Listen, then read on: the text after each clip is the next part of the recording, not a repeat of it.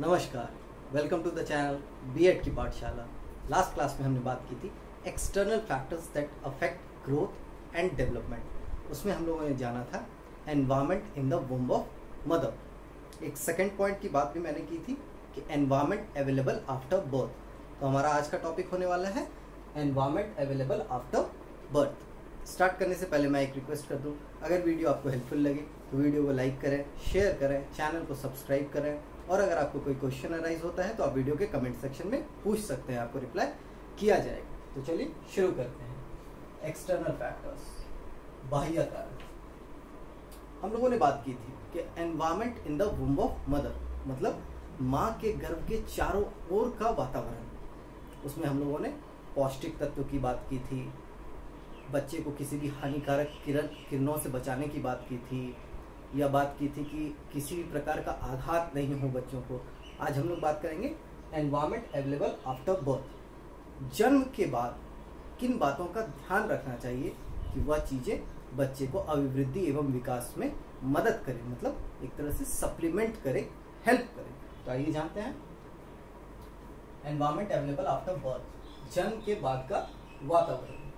First point है healthy environment, nutrition and medical security. Healthy environment, healthy environment से क्या मतलब है? ऐसा नहीं कि जहाँ पर सब स्वस्थ लोग ही सिर्फ रहते हों। हेल्दी एनवायरनमेंट से मतलब है कि जहाँ के लोग पॉजिटिव सोचते हों, जहाँ इंस्पायरिंग पीपल रहते हों, जिन्हें देख करके कुछ प्रेरणा मिले, ऐसे लोग जहाँ रहते हैं, या फिर ऐसे लोग जो एक दूसरे के लिए सेक्रीफाइस करने की भावना रखते हों, आपस में प्यार से रहते हों, कभी भी किसी को अगर किसी प्रकार की मदद की आवश्यकता पड़ती है तो मदद करने को लोग तत्पर हों, उसी को हम लोग कह सकते हैं हेल्दी एनवायरनमेंट, स्वास्थ्यपूर्ण वातावरण। Nutrition and medical security, nutrition की बात हम लोगों ने की थी। न्यूट्रिशन मतलब पोषण, बच्चे को सही मात्रा में पौष्टिक तत्व मिल रहा है या नहीं मिल रहा है, और अगर बच्चा कभी बीमार पड़ जाता है तो क्या उसे डॉक्टर से दिखाने की या डॉक्टर से सलाह लेने की सुविधा है या नहीं बच्चे के पास। इन चीज़ों का प्रभाव अभिवृद्धि एवं विकास पर बहुत ज़्यादा पड़ता है, क्योंकि अगर बच्चा एक तरह से कहा जाए कि फ्री रहेगा, मतलब उसे मेंटल कोई प्रेशर नहीं रहेगा कि उसके आसपास जो लोग हैं बहुत इंस्पायरिंग लोग हैं, बहुत पॉजिटिव लोग हैं, बहुत सपोर्टिव लोग हैं, लोग उसे हमेशा सपोर्ट करते हैं आगे बढ़ने के लिए, कुछ नया सीखने के लिए लोग हमेशा मोटिवेट करते हैं, तो बच्चा इन चीज़ों के कारण सिचुएशन में मतलब किसी भी प्रेशर को हैंडल कर सकता है। तो उसके कहा जाए कि उसके पास स्ट्रेस नाम की कोई चीज़ नहीं होगी। तो ऐसी चीज़ें अगर होगी तो बच्चे का जो ग्रोथ है, बच्चे का जो डेवलपमेंट है, वो बहुत ही बेहतर तरीके से हो पाएगा। पोषण अगर बच्चे को अच्छा मिलता है, खान पान बच्चे का अच्छा है, उसे पौष्टिक तत्व मिलते हैं, उसे खाने की कोई समस्या का सामना नहीं करना पड़ता है, तो बच्चा बेहतर ढंग से ग्रो कर पाएगा और उसका विकास भी बेहतर ढंग से हो पाएगा। चिकित्सा सुरक्षा बहुत आवश्यक है कि बच्चे को इस बात की निश्चिंती हो कि अगर मैं बीमार पड़ जाता हूँ तो मुझे चिकित्सक के पास ले जाया जाएगा और मेरा इलाज हो सकेगा। तो अगर यह सारी चीज़ें होंगी तो बच्चे का विकास जो है वो बेहतर ढंग से कहा जाए तो एक अच्छे लेवल पर हो पाएगा। नेक्स्ट है care arrangements bye parents and guardians, माता पिता एवं अभिभावकों द्वारा देखभाल की व्यवस्था। हम लोगों ने पढ़ा है कि फैमिली का क्या इम्पोर्टेंस होता है। तो फैमिली के रोल्स को हम लोगों ने जो जाना था उसमें हम लोगों ने बात की थी कि फैमिली का यह रोल होता है कि बच्चे की देखभाल करना। बच्चे की देखभाल हो रही है या नहीं हो रही है। वैसे 4 टाइप के पेरेंटिंग स्टाइल्स होते हैं अगर बात करें तो अथॉरिटेटिव, ऑथोरिटेरियन, परमिसिव एंड नेग्लेक्टफुल। अगर मान लिया जाए नेग्लेक्टफुल पेरेंटिंग हो रही है, मतलब कि बच्चे से कोई भी मतलब नहीं है, माता पिता अपने ही दुनिया में व्यस्त हैं, बच्चे को नेग्लेक्ट कर दिया गया है, बच्चे की तरफ ध्यान नहीं दिया जा रहा है, तो बच्चे का जो विकास है वह बहुत ही ज़्यादा प्रभावित होगा। बच्चा मतलब कहा जाए तो अच्छे से डेवलप नहीं कर पाएगा, उसे इमोशनल डेवलपमेंट में प्रॉब्लम होगी, सोशल डेवलपमेंट में प्रॉब्लम होगी, यहाँ तक कि उसके कॉग्निटिव डेवलपमेंट में भी प्रॉब्लम आ सकती है। इसलिए बच्चे का जो ध्यान है वह बहुत ही ज़्यादा रखना चाहिए, क्योंकि बच्चे का ध्यान माता पिता सबसे बेहतर रख सकते हैं। इसलिए कहा गया है कि care arrangements bye parents and guardians, मतलब बच्चे को प्रॉपर रूप से देखभाल मिल रहा है या नहीं, बच्चे की देखभाल अच्छी तरीके से की जा रही है या नहीं की जा रही है। अगर बच्चे की देखभाल अच्छी तरीके से की जा रही है, उसका खान पान का ध्यान रखा जा रहा है, या उसके जो भी पढ़ाई को लेकर के जो भी सुविधाएं उसे प्रदान करनी चाहिए अगर वह उसे दी जा रही है, तो इससे बच्चे का जो डेवलपमेंट है, जो विकास है, वह बेहतर लेवल पर, बेहतर स्केल पर कह सकते हैं कि हो पाएगा। नेक्स्ट पॉइंट है economic status of parents and family. कई बार होता है कि माता पिता चाहते हैं कि मेरे बच्चे जो है वह पढ़ें, परंतु कभी कभी कुछ माता पिता मजबूर होते हैं कि उनके पास इतने संसाधन उपलब्ध नहीं होते हैं कि बच्चे को वह अच्छी शिक्षा प्रदान कर पाए। अच्छी शिक्षा प्रदान करने के लिए कहा जाए तो पैसे की भी आवश्यकता ज़रूर पड़ती है।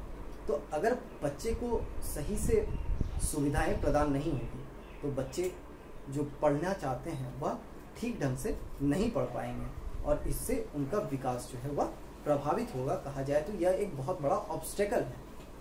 अगर लैक ऑफ रिसोर्सेज है, लैक ऑफ मनी है, बच्चे को प्रॉपर फैसिलिटीज़ प्रोवाइड नहीं कर पा रहे हैं पेरेंट्स, तो इसके कारण जो है कहा जाए तो ये बहुत बड़ा ऑब्स्टेकल है, जिस कारण से बहुत सारे जो प्रतिभाशाली बच्चे भी होते हैं वह आगे नहीं बढ़ पाते हैं। इसलिए माता पिता एवं परिवारों का आर्थिक स्तर जो है वह भी एक बहुत बड़ा फैक्टर है बच्चे के ग्रोथ एंड डेवलपमेंट के लिए। नेक्स्ट है school education given to the child. School education, विद्यालयी शिक्षा।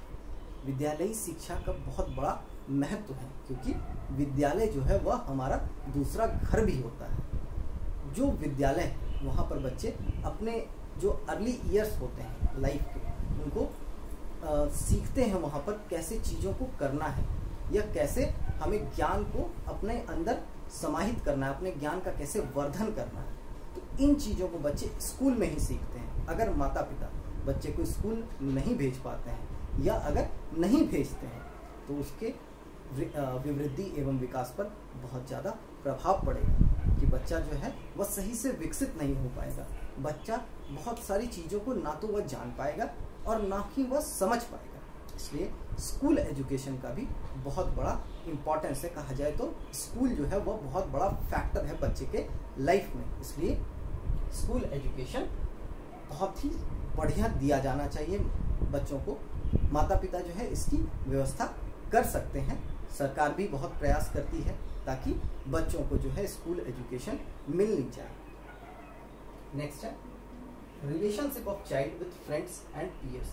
बच्चे के मित्र एवं साथियों के साथ संबंध। बच्चे का संबंध कैसा है उसके मित्र एवं साथियों के साथ। क्या बच्चा अपने साथियों के साथ, अपने मित्र के साथ घुल मिल पाता है?